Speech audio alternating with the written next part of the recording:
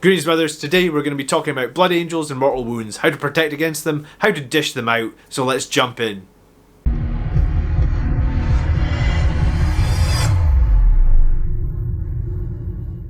Welcome to the Weekly Tactics video. I'm John, and today we're doing a video request from our Discord channel by James Gibb. If you want to check out our Discord, you can find the link in the video description below. But he wanted to know what I felt about the current state of Mortal Wounds, so let's get straight into the video. Alright, so let's get into it. So, the state of Mortal Wounds in 9th edition, and we've talked about this a few times on the channel. As more and more codexes are released, there certainly now seems to be a shift towards the ability for armies to dish out like crazy amounts of Mortal Wounds that previously maybe didn't exist. As such, that's what we're going to cover today. I think we want to talk about how we can counter Mortal Wounds and also how we can inflict a bunch ourselves. So we're going to start by looking at the various enemies that I've played recently that have their 9th edition codex that are actually doing kind of an insane amount of Mortal Wounds. So, first of all, Sisters of Battle, you know we play them often. Blessed Bolts for 1 CP with that small 80-point Dominion squad are doing up to 6 Mortal Wounds. It's pretty darn reliable. They also do a bunch of other damage with those bolters. Celestine in combat, every roll of 6 to hit is 2 Mortal Wounds. So she can do a bunch of Mortal Wounds in combat as well. We also fight against C'tans sometimes. Antimatter Meteor is crazy, usable every turn, no way to deny it. That can do 6 Mortal Wounds.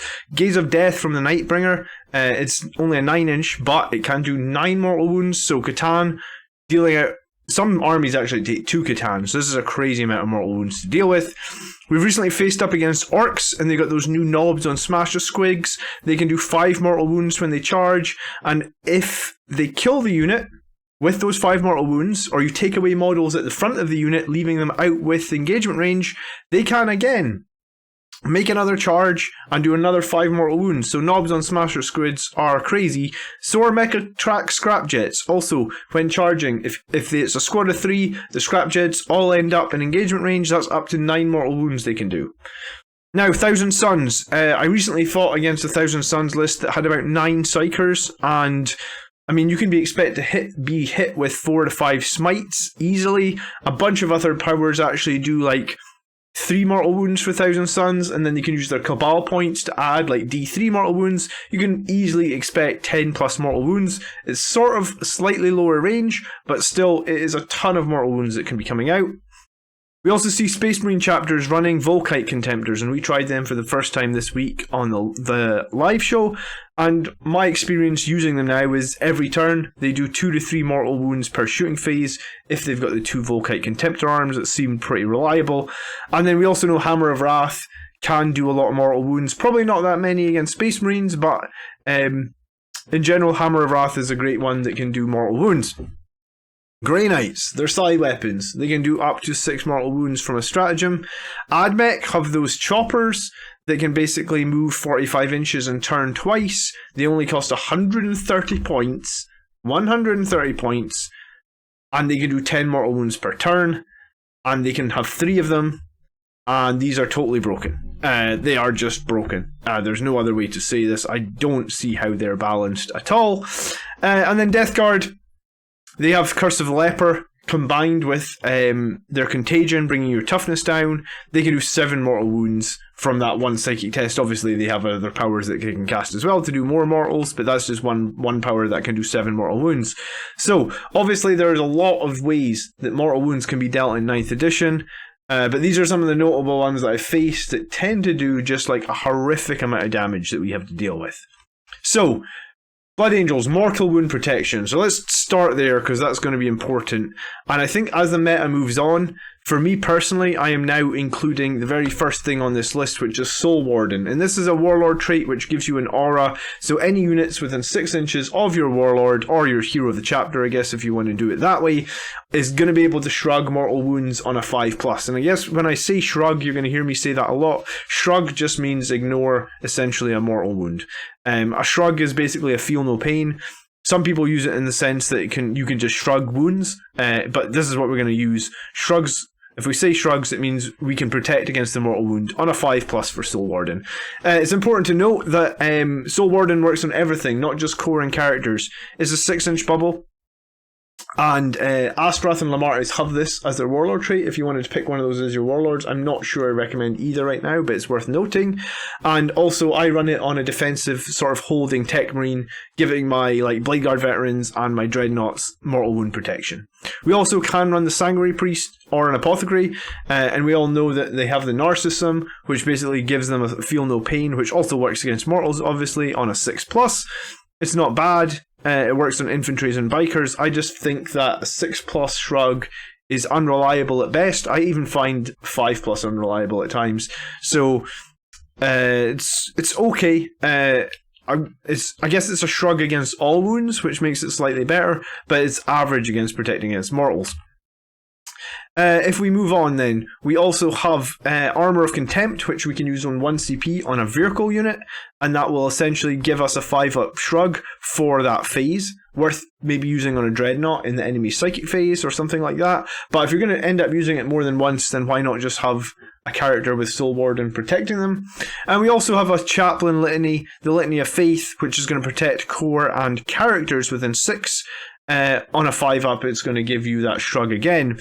I rate this pretty highly, and I guess if you really want to have maximum protection, you could maybe have Litany of Faith on a Chaplain running with like your Sanguinary Guard or your Death Company or whatever, and then have the holding character I talked about before to have basically 5+, 2 5+ bubbles in your army, one protecting everything, one protecting core and characters.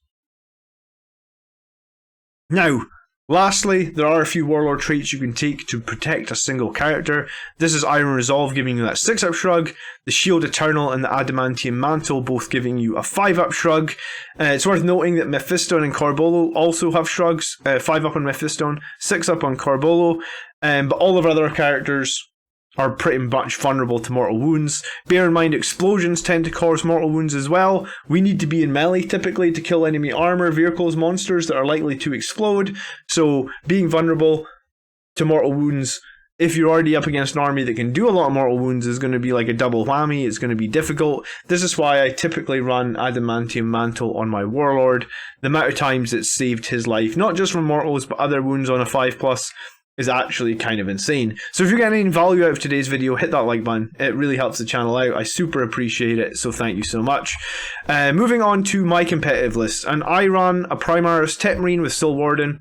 I kind of said that he tends to stand near my Redemptors, my Librarian with a jump pack, and 5 veterans. And typically this is a squad of guys I'm going to use to try and maybe contest middle objective or get Oath of Moment points. So keeping them alive with that 5+ shrug against mortals is pretty useful. I also talked about how my Chapter Master has Adamantium Mantle, but Shield Eternal is just as good a choice if you want to take a Storm Shield, and that gives him that 5+ shrug, both against mortals and normal wounds, which has honestly saved his life more times than I can count. Beyond that, that's where it ends for me. The rest of my forces are pretty vulnerable. We do have a Chief Librarian with 2 denies, so against those psychic heavy armies, that are going to be casting a lot of powers, wait for their successful casts, and on poor rolls, and what I mean by poor roll is when they try and cast a smite on you and they just pass on a 5 or something, then use your denies on them. So, have your mortal wound protection, but make sure you're denying powers that are going to give you the most value. For example, if they cast a power that's going to do a flat 3 mortal wounds, but they cast it on 11, your chance of denying that is literally nothing. So save it. Maybe you only protect against a weaker smite later, but it's worth saving those denies for the right moments. I did actually run the Chaplain with Litany of Faith in some of my games. I think he's a great choice. The problem I have with him is 3+ for litanies is unreliable at best, which means if you really want to make this Chaplain work, you either have to autocast the litany using Commanding Orator, or upgrade him to Wise Orator to get those like sweet litany casts on 2s. I think that Wise Orator is a better option. I think 2 CP to just cast a litany is kind of expensive. It would have to be pretty clutch, and it would have to be in a key place, and even then you're only shrugging on a 5. But when you really need that litany to go off, casting on a 3 is unreliable, so just consider that. And I guess this might be a reason to consider Soul Warden. Like if you just want to take 1 bubble of protection, then Soul Warden is probably going to be quite a bit more reliable than Litany of Faith. So let's talk about how we can do some mortal wounds ourselves, and I'm going to give you my 2 cents on each of these. We can smite, and I've highlighted these, so that's sort of average. We know what smite does on a 5. we can do D3 mortal wounds. On 11 plus, we can do D6. So smite's not bad. The only problem is you have to target the closest enemy, so you can't pick off key enemy models. If you want to stick with the librarian discipline, you can take Psychic Scourge, which is a warp charge of a 6. You select one enemy unit within 18 inches visible to the Psyker. You'll roll your leadership, and you roll on their leadership, and if you beat them, you do D3 mortals. If it's the same, you do 1 mortal, and if it's less, nothing happens. In practice, this power is not good against a number of armies. You know, if you come up against an army that has like a high leadership value, then it's basically a roll-off. A 50-50 chance if you'll even do 1 mortal wound. More often than not, you might do none. So I really do not rate Psychic Scourge at all. I think it's a very poor power. Fury of the Ancients, I think, is kind of poor as well. You can draw a line between your Psyker and another model that is within 18 inches, and anything that line goes over suffers 1 mortal wound. It's going to be pretty situational. Maybe if your librarian has a jump pack, but best case, you're going to do a couple of mortal wounds. You aren't going to be able to focus down a single target, which is usually maybe what you want the mortals for. So the 2 in librarian discipline I rate as poor. Obscuration discipline, in terms of dealing mortal wounds, both these powers are poor, but Mind Raid is the one where select one enemy model within 18 inches. If you roll over its leadership, you gain a command point. So that part of it is actually really good. Like, it's nice to gain a command point every time you beat them. 3d6 over their leadership is pretty reliable, actually, because if you think about a d6, you normally roll like a 3 or 4 would be the average, right in the middle there. Actually, 3.5 is the average on a d6. So if you take 3d6 and you work out the average, that's an average of 10.5. That's usually going to be higher than their leadership. So, yeah, it's really good at getting you command points back. Not so good at doing mortal wounds. Tenacious Curse. This is actually castable on a 7. And you have to cast it on something that cannot fly. So again, in terms of dealing out mortal wounds, I think it's kind of poor. But you can lower an enemy's movement and subtract 2 from the advanced and charge rolls. I've used this before on the likes of the Nightbringer, and it's actually very effective against maybe like a model that... Actually, can I even use that on the Nightbringer? I think he flies, so I think that was actually wrong when I used it. It's a wee while since I've used this, but worth mentioning. I guess better example would have been like Death Guard Terminators, right? Death Guard Terminators only move 5, so you half them. It doesn't say if you... I guess you don't round it, so they would only be able to move 2.5 inches, subtract 2 from their advanced and charge rolls. Those Terminators are going nowhere next turn. So that part is good. The mortal wound part is not so good. Moving into the Sanguinary Discipline, we have Blood Boil, and I think this is the one power that I see that's actually kind of average or decent. So select one enemy unit that is within 18 inches. If the roll is more than double the toughness, so you roll 2d6 against the enemy's toughness, they take d3 mortal wounds. Sorry, if it's more than their toughness, they take d3. If it's double their toughness, they take flat 3 mortals. So it's kind of reliable, especially if you're going to go after, like, I play Sisters of Battle a lot, so basically you just need to roll 6 on 2d6 for a flat 3 mortal wounds. That's pretty nice. And then Blood Lance is similar to the one in the other discipline that we looked at, the Librarius one. Select a target 18 inch and visible to the Psyker. Draw the shortest possible line between the 2 of them.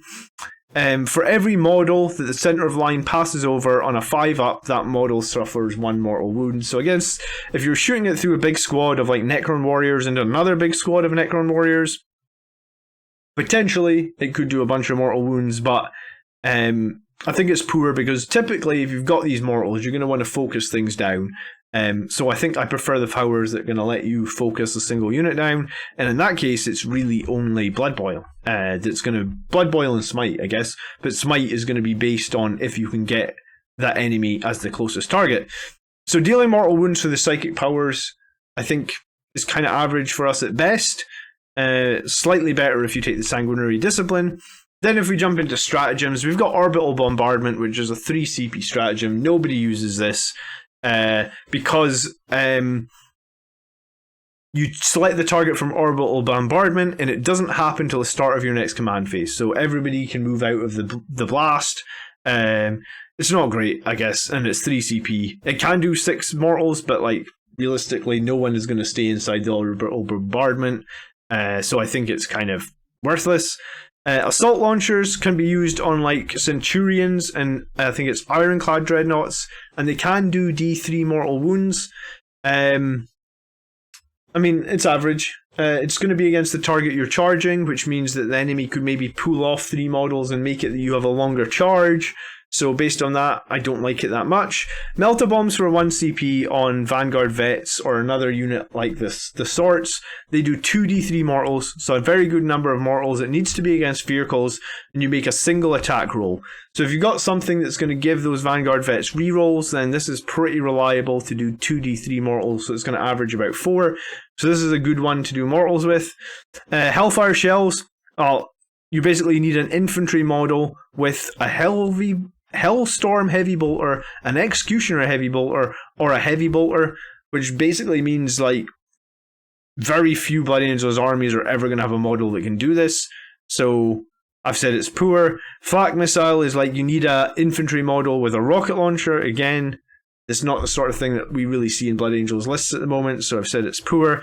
And then Hammer of Wrath is the one where when you make a charge roll, select one enemy unit with an engagement range of that jump pack unit and roll a d6 for each model and jump pack unit is within engagement range. So basically, if you have 10 models that you can get with an engagement range after the charge roll, you can roll 10d6 for each roll that exceeds the enemy's toughness. They can suffer a mortal wound. So against a squad of like 10 Drukhari or something, toughness 3 on a 4+, you could do like average of about 5 mortal wounds. It's not bad, it's average. Kind of almost as good as Melta Bombs, I guess, but not so good against high toughness enemies. You know, like in toughness 5 enemies, Hammer of Wrath is going to do no damage whatsoever. Maybe a mortal wound or 2. And I don't know if I would ever spend 1 CP to basically do like 2 mortal wounds. Alright, let's talk about some relics that can do mortal wounds. So we talked about Benediction of Fury, where you can replace a Crozius on a Chaplain, but typically a Chaplain's only ever going to have 6 attacks, so maybe it's good for 1 mortal wound per turn. I've said it's poor. I guess it's poor in terms of dealing with mortal wounds. It's nice, that weapon that gives you the additional damage to make your Chaplains Crozius 3, so I guess together it's kind of average. We've got the Lament, which is a model with the Mastercrafted Stalker bolt rifle, and this is a single shotgun with 36-inch range. So basically, if you hit with this gun every turn throughout the course of the game, you're going to maybe deal like 1 mortal wound. I think this is actually very poor. So this is the only thing that I've said is very poor. We also have the Reliquary of Gathmore, which is a Primaris relic. While an enemy Psyker unit is within 18 inches, subtract 1 from psychic test rolls for that unit, and each time a psychic test is failed, roll a d6 on a 4+, that unit suffers d3 mortal wounds.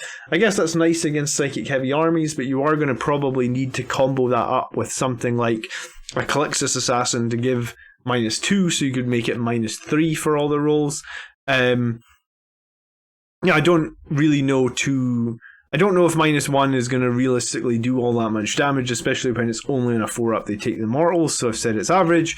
And then digital weapons, I've said this is poor to average. Basically, each time you fight with a character with digital weapons, it makes 1 additional attack, and every time it scores a hit, it deals 1 mortal wound. You know, the only situation I could maybe see doing this would be like a Blade Guard Veteran Sergeant, maybe. So your Blade Guards just throw out 1 mortal wound every turn they fight for the whole game. Could be okay. But I've kind of said, if you had it on a regular character, I feel like it's poor to average. It's just 1 mortal wound. You know, when you talk about some other characters getting 2 mortals for every 6, like Celestine, that we talked about earlier, so if she lucks out and runs double 6s, she does more mortal wounds than these weapons do over the entire course of the game, and she does that in 1 turn. Okay, moving on. So how are we going to deal with... dealing some more mortal wounds.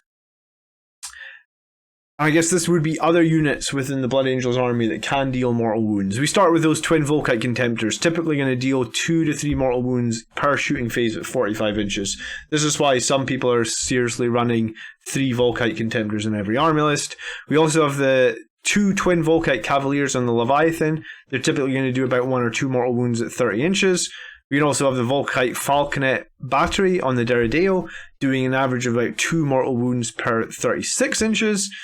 We've got the Judiciar, who has his 5 or 6 attacks with his 2+ weapon skill. 6s do a mortal wound on the wound roll.